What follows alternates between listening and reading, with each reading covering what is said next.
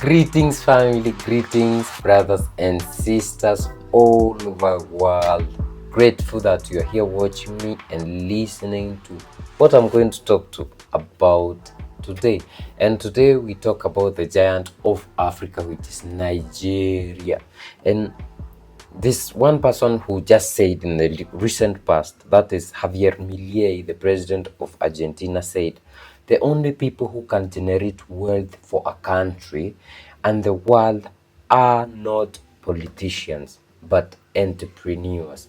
Politicians don't know how to create wealth and have no incentive to do so. When they try, all they create is corruption because they only think about themselves, right? That is the problem we have in Africa. We have politicians at the core leading the countries. They mess up the countries, corruption, they steal, they rob.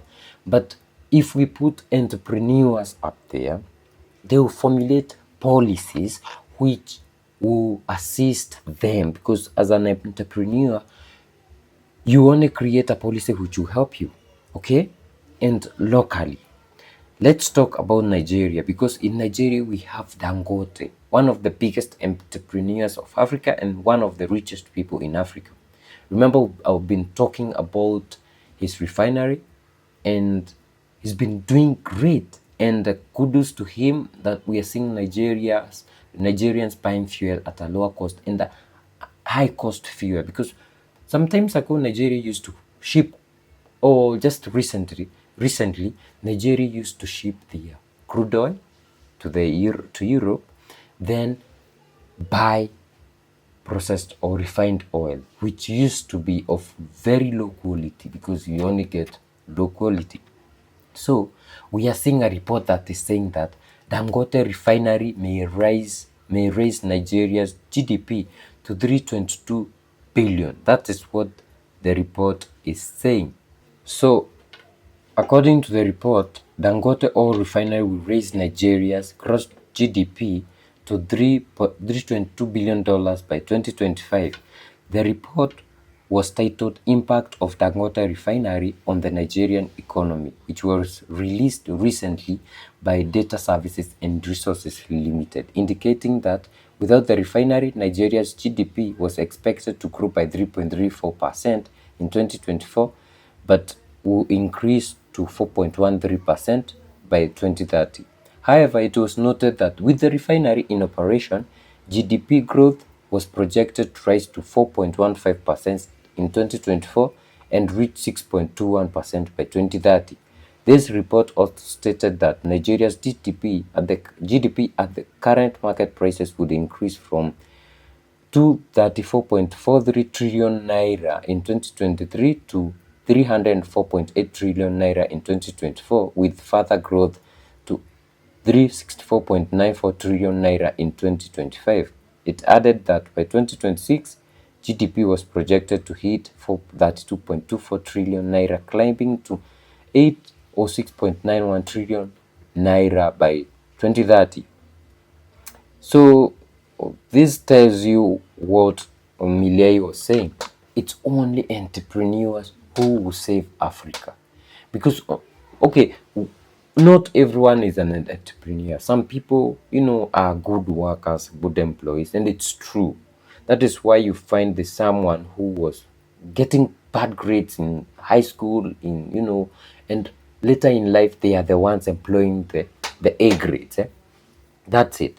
Now look at Dangote. One man is going to make the GDP of Nigeria grow at a very high rate, because this guy, the refinery employs a lot of Nigerians and thousands. Okay, and this guy is not stopping at that. He has cement factories, agricultural processing factories. He's starting a steel processing factory. He's doing a lot of work. So imagine we have like 10 Dangotes in Nigeria. What does that mean? But we saw the government and especially the National Oil Corporation trying to fight Dangote. This is the person who's assisting the government do what the government cannot do: create employment, generate wealth. But instead of giving him tax breaks, is assisting him, You come with your puppets to fight him. It's not right. So if you're in Nigeria, you are Nigerian, you need to support Dangote in any way. Whether talking, whether making videos, whether talking to your government to support him and all that. Getting tax, holidays, tax breaks for Dangote so that he can continue creating employment. And not just Dangote, all entrepreneurs in Nigeria and Africa need to be supported by the government. We are seeing some countries raising taxes for entrepreneurs, increasing, fees for registering businesses and all that. I've seen some countries, especially Rwanda, registering a company is free. And in some countries, you get tax breaks for the first maybe 5 years of your operation so that you can operate, because you find that in most countries, companies are started, businesses are started, and they die in the first year of their operation because of those policies and those taxes and all that. But if the government can support that, we'll be seeing Africa growing at a very high rate. But what does our governments do? If they find minerals, they want to go and get a foreign investor to come and invest. Why don't you start by calling out the local investors, local businesses, and asking them, can you mine our resources can you mine our resources, create employment, get those resources and process them locally so that we can sell locally produced product. But even agricultural products, coffee, tea, they are sold as raw materials, cocoa, raw materials.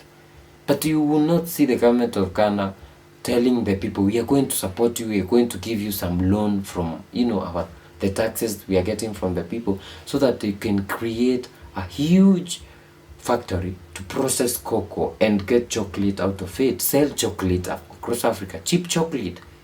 Because what we get from Cadbury is very expensive for most Africans.